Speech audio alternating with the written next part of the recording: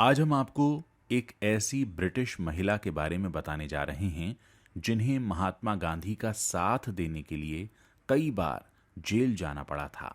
ये कहानी है ब्रिटिश महिला मेडेलिन स्लेड की, जो मीराबेन बन गई थीं। वैसे तो महात्मा गांधी के अनुयायी पूरी दुनिया में थे, चाहे मार्टिन लूथर किंग हों, नेल्सन मंडेला हों, या फिर राजकुमारी अमृत कौर हों, या सरोजनी नायडू हों। ये सभी महात्मा गांधी को बहुत मानते थे। लेकिन महात्मा गांधी की एक अनुयायी ऐसी भी थी जिन्होंने सत्य और अहिंसा के रास्ते पर चलने के लिए अपना धन और दौलत ही नहीं बल्कि देश भी छोड़ दिया। उनकी इस अनुयायी का नाम मीराबेन था। वैसे तो मीराबेन का असली नाम मेडेलिन स्लेट था। वो एक ब्रिटिश एडमिरल की बेटी थी। उनका जन्म 22 नवंबर 1892 को इंग्लैंड में हुआ था। मेडेलिन स्लेट को बचपन से ही प्रकृति से खास लगाव था। वो पहली बार भारत आई थी 1908 में अपने पिता के साथ, और यहाँ 2 साल रहने के बाद वो वापस अपने देश इंग्लैंड चली गईं। कहा जाता है कि मेडेलिन जर्मनी के मशहूर पियानिस्ट और म्यूजिशियन बीथोवेन की फैन थीं। इसी कारण वो नोबेल पुरस्कार से सम्मानित फ्रेंच लेखक रोमा रोला के संपर्क में आईं।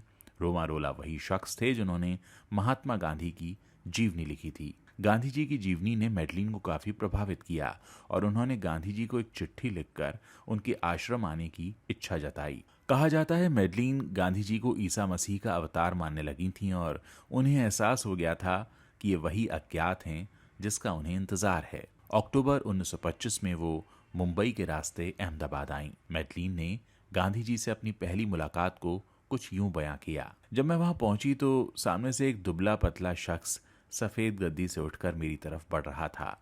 मैं जानती थी कि वो बापू थे। मैं हर्ष और श्रद्धा से भर गई।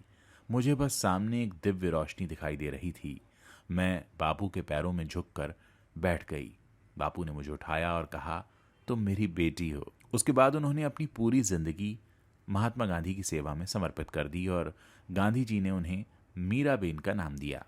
उन्होंने न सिर्फ भारत के रहन सहन के तरीकों को अपना लिया, बल्कि सेवा और ब्रह्मचर्य का संकल्प भी ले लिया। वो पूरी जिंदगी गांधी जी की सेवा में लगी रहीं। 1930 के दौर में भारत में आज़ादी की लड़ाई काफ़ी तेज हो गई थी। अंग्रेजी हुकूमत ने कांग्रेस को गैर कानूनी घोषित कर दिया था।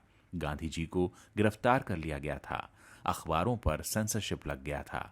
इस दौरान मीराबेन सरकारी अत्याचारों की खबरें दुनिया को बताने लगीं। जब अंग्रेजी हुकूमत को इसके बारे में भनक लगी तो उन्होंने मीराबेन को गिरफ्तार कर लिया। रिहा होने के बाद वो मुंबई चली गईं और वहीं से अंग्रेजों के खिलाफ काम करने लगीं। उन्हें 1 साल के लिए फिर से गिरफ्तार किया गया। उन्हें 1942 में भारत छोड़ो आंदोलन के दौरान भी गिरफ्तार किया गया। इस बार उन्हें गांधी जी के साथ ही गिरफ्तार किया गया। 1944 में जेल से रिहा होने के बाद मीराबेन ने गांधी जी से उत्तर भारत में काम करने की अनुमति मांगी। मीराबेन स्वतंत्र रूप से काम करना चाहती थीं। वो एक ऐसी जगह चाहती थीं जहां से हिमालय पास हो और खेती किसानी भी संभव हो। इस कड़ी में अमीर सिंह नाम के एक किसान ने उन्हें रुड़की और हरिद्वार के बीच 10 एकड़ की जमीन दान में दे दी। मीराबेन ने यहाँ किसान आश्रम शुरू कर दिया। आज़ादी के बाद उन्हें वन विभाग द्वारा ऋषिकेश में पशुलोक आश्रम की शुरुआत करने के लिए 1948 में 2146 एकड़ जमीन लीज पर दी गई। मीराबेन पूरी जिंदगी समाज की भलाई के लिए काम करती रहीं। नाथूराम गोडसे ने 30 जनवरी 1948 को महात्मा गांधी की हत्या कर दी। इस खबर को सुनने के बाद मीराबेन को गहरा धक्का लगा, लेकिन उन्होंने गांधी जी के पार्थिव शरीर को देखने के लिए दिल्ली जाने के बजाय अपनी कुटिया में ही रहने का फैसला किया, क्योंकि मीराबेन को एहसास था कि गांधी जी हमेशा उनके साथ हैं और आखिरी दर्शन का कोई मतलब नहीं है। वो गांधी जी की हत्या के अगले महीने उस जगह पर गईं जहां उन्हें गोली मारी गई थी। फिर वो उनके समाधि स्थल पर गईं और बाद में ऋषिकेश लौट गईं। इसे लेकर उन्होंने कहा था, इस बार दिल्ली मुझे मुर्दों का शहर लगा। सबके चेहरे पर निराशा फैली थी, हर तरफ शून्यता पसरी थी। अपने आखिरी पलों तक वो बापूमय जीवन जीती रहीं। उनकी ज़रूरतें बहुत सीमित थीं। उम्र के साथ साथ उनका स्वास्थ्य भी गिरने लगा। तब तक वो वियना चली गई थीं।